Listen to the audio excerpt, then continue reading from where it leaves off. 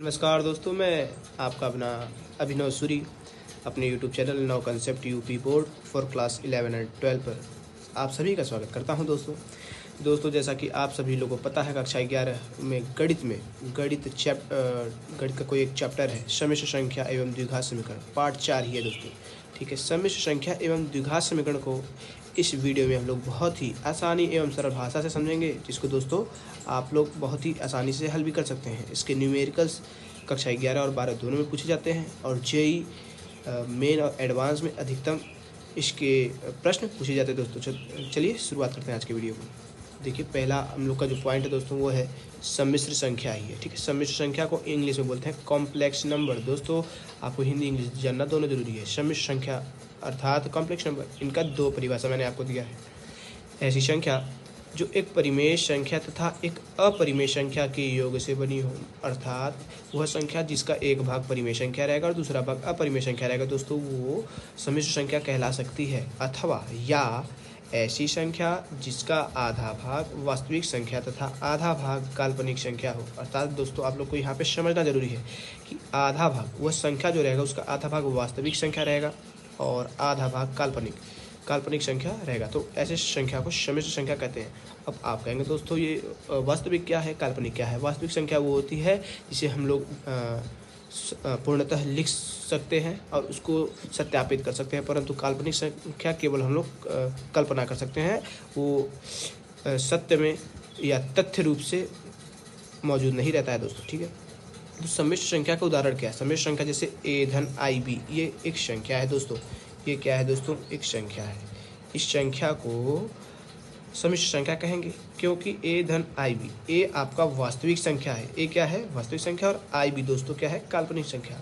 IB में दोस्तों b वास्तविक संख्या है, परंतु यह i के साथ जुड़ने पर काल्पनिक संख्या के रूप में परिवर्तित हो गया है। इसी प्रकार मान लीजिए 2 माइनस I3 आ गया, 2 माइनस I3 आ गया दोस्तों। इसमें क्या रहेगा? जो 2 है वो वास्तविक संख्या हो जाएगी और I3 क्या है? काल्पनिक संख्या। तो दोस्तों आशा है अभी तक आप लोगों को समझ में आ गया होगा कि सम्मिश्र संख्या क्या है दोस्तों। ठीक है, दूसरा क्या है? आयोटा की उत्पत्ति। यहाँ पे जो हमने आपको आई बताया, इसको बोलते हैं आयोटा। क्या बोलते हैं इसको? आयोटा। इसकी उत्पत्ति कहाँ से हुई, कौन बनाया, कैसे हुआ, उसका पूरा परिभाषा। सर्वप्रथम अर्थात सबसे पहले यूलर नामक गणितज्ञ, ये नाम इनका आप लोग याद रखिएगा दोस्तों, ये पूछा जाता है। यूलर नामक गणितज्ञ जो थे, इन्होंने वास्तविक संख्या -1, जो -1 है आप लोग को पता है दोस्तों, ये -1 वास्तविक संख्या है के वर्गमूल, अर्थात -1 का वर्गमूल हो जाएगा करणी में -1, यहाँ पे 2 होना चाहिए। ठीक है, ये वर्गमूल का अर्थ होगा आयोटा, आई, इसी से प्रदर्शित किया था। अर्थात एक वैज्ञानिक मान सकते हैं या गणितज्ञ मान सकते हैं, यूलर। इन्होंने क्या दिया था कि दोस्तों -1 का जो वर्गमूल है उसे आई से हम प्रदर्शित करेंगे, आई जिसको हम लोग बोलते हैं आयोटा। अर्थात इनके अनुसार आई बराबर करणी में -1, ये पहला मान हो गया। दूसरा है I², जब हम इसका स्क्वायर करेंगे तो इसका भी स्क्वायर करेंगे, तो स्क्वायर से अंडर रूट कट जाएगा दोस्तों, तो बचेगा -1, तो I² का मान हो जाएगा -1। और वहीं पे I के पावर 4 कर देंगे, अर्थात I² का स्क्वायर कर देंगे तो -1 कट जाएगा दोस्तों, हो जाएगा 1। तो अर्थात आप लोग को यहाँ पे पता चल जाना चाहिए 3 मान, I बराबर करणी में -1, I² बराबर -1 और I के पावर 4 बराबर 1। इन तीनों मानों को आप लोग बहुत प्रमुखता याद रख लीजिएगा, ये सब बहुत ही इंपॉर्टेंट है दोस्तों। ठीक है, अगला है आपका जब n 4 से बड़ा हो। अब ये n मैं किस लिए बोल रहा हूँ आपको आगे समझ में आएगा। जब n 4 से बड़ा हो तब i की पावर n का मान निम्न प्रकार ज्ञात करते हैं। दोस्तों आप लोग को अभ्यास में इस प्रकार के प्रश्न पूछते हैं जिसके लिए नियम बताया जा रहा है। यदि n बराबर 4m, ये आप लोग को सूत्र याद करवाया जा रहा है। यदि n बराबर 4m तो i के पावर n बराबर i के पावर 4m होगा। अर्थात ऐसा कोई i के पावर में दिया रहेगा जिसको आपको 4 गुणे m में बदलना ही रहेगा, तब इस प्रकार i के पावर n का मान क्या आ जाएगा? 1। i के पावर n का मान क्या आ जाएगा दोस्तों? 1। और वहीं पे यदि n बराबर 4m धन 1 हो जाएगा तो i के पावर n बराबर i। यदि n बराबर 4m धन 2 तो i के पावर n बराबर -1। यदि n बराबर 4m धन 3 तो i के पावर n बराबर -1 तो ये जो चारों मान हैं दोस्तों, 1 2 3 4, ये चारों मानों को आपको ढंग से याद कर लेना है क्योंकि इनका ही प्रयोग आपको आगे प्रश्न में आएगा। ठीक है, चौथा पॉइंट देखते हैं दोस्तों। यदि q एक धन वास्तविक संख्या है, q क्यू नहीं है दोस्तों, यहाँ पे ए है। यदि ए एक धन वास्तविक संख्या है, यदि ए एक धन वास्तविक संख्या है तो करणी में माइनस ए, करणी में माइनस ए बराबर करणी में माइनस ए गुणे ए लिख सकते हैं दोस्तों, ठीक है। अब इसको हम लोग अलग अलग भी करके लिख सकते हैं कि करणी में माइनस ए गुणे करणी में ए। अब आपको पता है दोस्तों कि आई बराबर करणी में माइनस एक है, तो करणी में माइनस एक को आई लिखते हैं और ए करणी में ए को जान देते हैं। तो यहाँ पे हमारा मान क्या आ गया, आई करणी में ए। इसी प्रकार हम लोग आगे के प्रश्नों को हल कर सकते हैं दोस्तों। यही नियम अन्य मानों के लिए भी सत्य होगा, अर्थात जो हम और प्रश्न करेंगे यही नियम लगेगा दोस्तों। पांचवा पॉइंट है सम्मिश्र संख्या। सम्मिश्र संख्या जेड, हम लोग को पता यह रहना चाहिए कि सम्मिश्र संख्या को हम लोग मैथ में जेड से प्रदर्शित करते हैं। इसका मान होता है a प्लस आई बी के रूप में व्यक्त होता है। इसके लिए क्या होता है, जेड का वास्तविक भाग या रियल, री से होता है रियल पार्ट ऑफ जेड, अर्थात इसका सम्मिश्र संख्या का वास्तविक भाग ए कहलाता है। ए आपको जैसा हमने पिछले बताया था, इसी प्रकार जेड का काल्पनिक भाग इमेजनरी पार्ट ऑफ जेड, अर्थात सम्मिश्र संख्या का काल्पनिक भाग बी कहलाता है दोस्तों। तो इतना आशा है आप लोग को समझ में आ ही गया होगा, ठीक है दोस्तों। अगला पॉइंट आप लोग देखते हैं सम्मिश्र संख्या के महत्वपूर्ण बिंदु। अब ये सम्मिश्र संख्या के महत्वपूर्ण बिंदु क्या है, वही बिंदु है जो दोस्तों आप लोग को आगे एमसीक्यूज में पूछे जाते हैं, कक्षा 11 के एमसीक्यूज में, कक्षा 12 के एमसीक्यूज में, और दोस्तों जेई के भी एमसीक्यूज में पूछे जाते हैं दोस्तों। जैसे कि जेड का योगात्मक तत्समक क्या है, जेड का योगात्मक तत्समक है 0 - आई बराबर 0, इसको लिख सकते हैं। या जेड का योगात्मक प्रतिलोम, या दोस्तों ध्यान रखिएगा तत्समक और प्रतिलोम में बहुत ही फर्क है। तो यहाँ पे पूछा जेड का योगात्मक प्रतिलोम minus a minus i b equal to minus z के बराबर हो जाएगा। जेड का गुणात्मक तत्समक क्या हो जाएगा, जेड का गुणात्मक तत्समक हो जाएगा दोस्तों 1 - 0 आई बराबर जेड। या जेड का गुणात्मक प्रतिलोम, यही आपको ध्यान रखना है, a upon a square plus b square plus i minus b upon a square plus b square equal to z की पावर माइनस ए हो जाएगा दोस्तों। तो ये जो आप लोग को मैं पॉइंट बताया जा रहा हूँ एक तरफ से, इसको नोट डाउन करते रहिएगा और ये आप लोग के लिए बहुत ही यूजफुल होगा क्लास 11 के लिए मोस्टली, ठीक है। पॉइंट 7वां है सम्मिश्र संख्याओं के निम्न गुण हैं।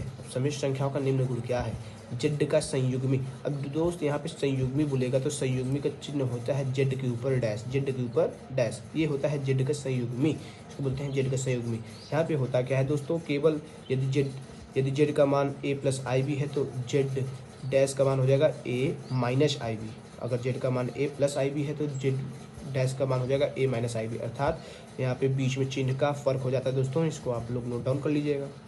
दूसरा है माना जेड बराबर a धन आई बी एक सम्मिश्र संख्या है और जेड का वर्गमूल यहाँ पे है। अगर जेड का वर्गमूल अर्थात a प्लस आई बी का वर्गमूल को एक धन आई बाई माने, मतलब जो ये संख्या मिलेगी ये हमें जेड का वर्गमूल मिलेगा, तो इसका मान क्या आता है x square plus y square बराबर प्लस माइनस करने में a square plus b square. यहाँ पे मान रखने से दोस्तों उसका हमें वर्गमूल मिल जाता है, ठीक है।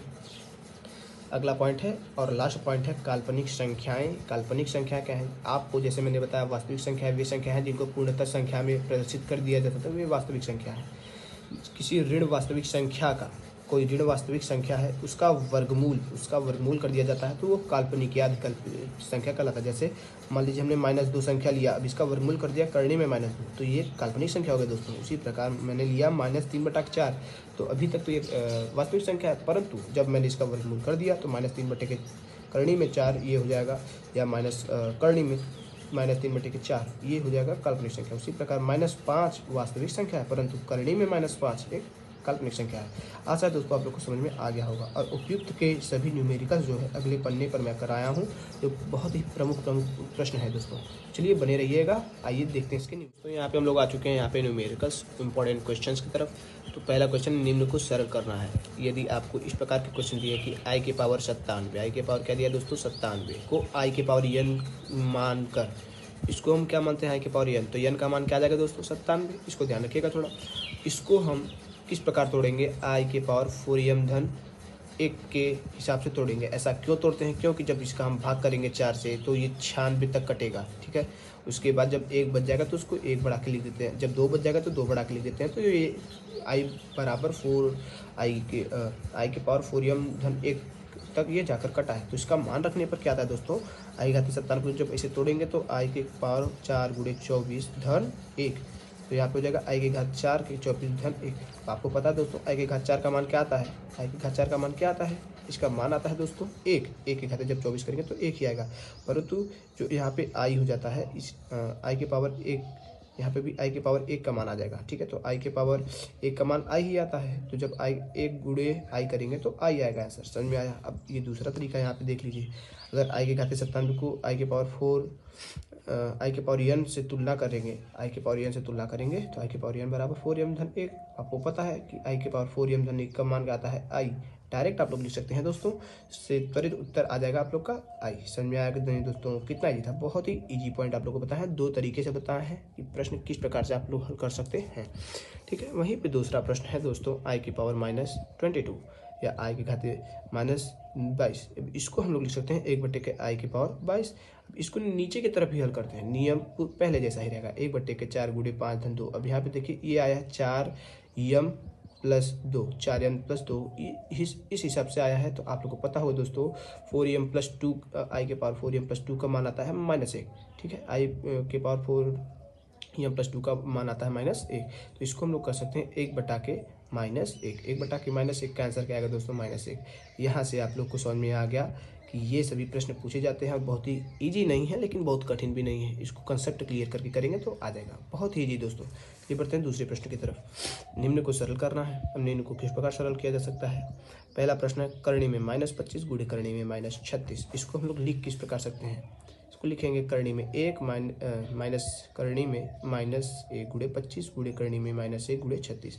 -1 को अलग कर लेंगे, यहाँ से भी -1 को अलग कर लेंगे। अब आप लोग को पता है करणी में 25 करेंगे, अलग अलग जब करेंगे तो करणी में 25 का मान क्या आ जाएगा दोस्तों, 5 आ जाएगा। करणी में 36 का मान आ जाएगा 6। इसको इस प्रकार करते हैं दोस्तों स्टेप वाइज। जब स्टेप वाइज करेंगे तो यहाँ पे करणी में -1 का मान आप लोग को पता है आई आ जाएगा और करणी में 25 का मान 5। उसी प्रकार यहाँ पे करणी में -1 का मान आ जाएगा आई और करणी में 36 का मान आ जाएगा 6।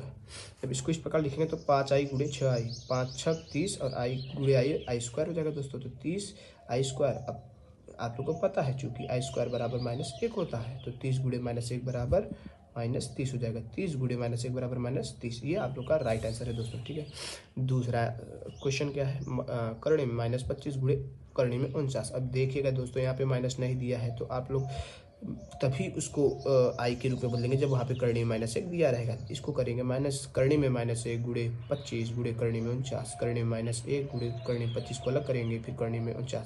करणी में 25 का मान होगा 5, करणी में 49 का मान होगा 7। आई गुणे 5 गुणे 7, 7 25 35 और आई, तो इसका डायरेक्ट आंसर आ जाएगा 35 आई। आशा है दोस्तों दूसरा प्रश्न भी समझ में आया होगा। तीसरा प्रश्न और अंतिम प्रश्न क्या बोल रहा है, 3 करणी में -16 -2 करणी में -9 धन 4 करणी में -36 को सरल करना है। अब इसको किस प्रकार सरल करेंगे, इसको उस उपयुक्त के अनुसार ही सर। अब इसको करेंगे क्या, 3 गुणे करणी में -1 को अलग कर लेंगे, करणी में 16 को अलग, फिर -2 गुणे करणी में -1 को अलग कर लेंगे, करणी में 9 को अलग, धन 4 गुणे करणी में -1 को अलग कर लेंगे, 36 को अलग, करणी में 36 को अलग।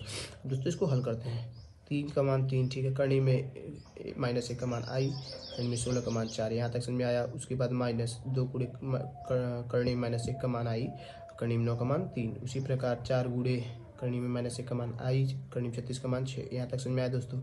अब आपको क्या करना है, करना क्या है, इसको साथ साथ ले लीजिए, जो जो गुणे में है साथ साथ। 4 3 12 आई, उसके बाद माइनस लगा दिए, 3 दूना के 6 आई, फिर धन 4 6 24 आई, ये हो गया। अब इसको जोड़ते हैं, पहले जोड़ लेते हैं साथ साथ वालों को। तो 24 12 कितना हो गया दोस्तों, 24 12 36 हो गया। 36 में से 6 घटा दिए यहाँ पे दोस्तों, 36 में से 6 घटा दिए, 30 बच गया। तो आई भी है साथ में, तो 30 आई लगा देते हैं। ये हम लोग का डायरेक्ट आंसर आ गया दोस्तों। आशा है ये न्यूमेरिकल्स आप लोगों के लिए प्रभावशाली होगा। हो सकता है अगर आप लोग को जरूरी लगे तो इसका स्क्रीनशॉट जरूर लीजिए और इसी प्रकार के वीडियोस के लिए लाइक करें, सब्सक्राइब कीजिए और कमेंट कीजिए जिस प्रकार के और अलग टॉपिक्स पे आप लोग को वीडियो चाहिए। धन्यवाद दोस्तों।